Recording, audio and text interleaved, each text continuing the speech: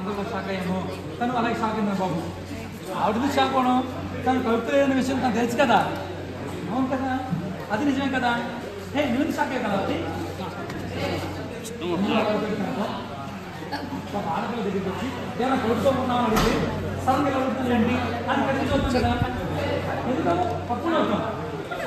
అలాగే నా మరో కన్ఫ్యూజ్ అయి ఉంటుంది అంతే. అంటండి మనం కంగారు పడ్డాం, అది కన్ఫ్యూజ్ అయింది అంతే. ఏంటో అంటే అంత కన్ఫ్యూజింగ్గా ఉంది.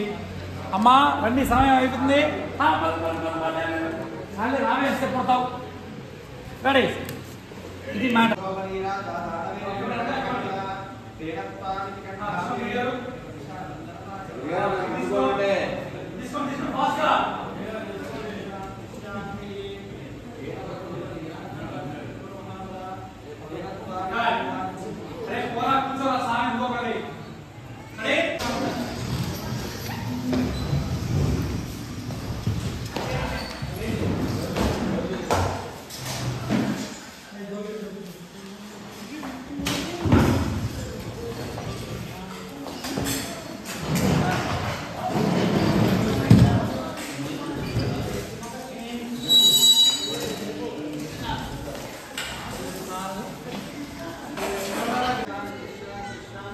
అందరికి ఇచ్చేమ్మా.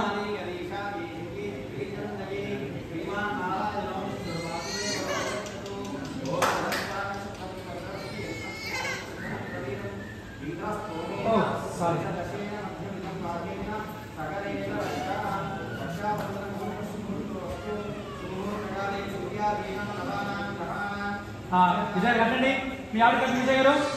కానీ ముందురండి తిరిగి రండి, ముందురండి. లేవన్ సార్, లేవన్ సార్.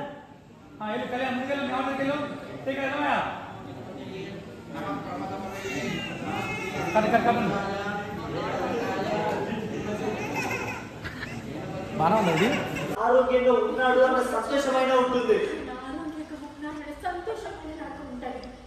ప్రాణాలతో ఆడుకోవడం కంటే ఆయనకు దూరంగా ఉండడమే మంచిది కదా. అలా ఎంతకాలం అని ఉంటాం కావ్య.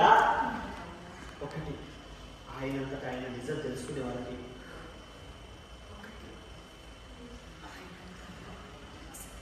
లేదు, నేను ప్రాణాలతో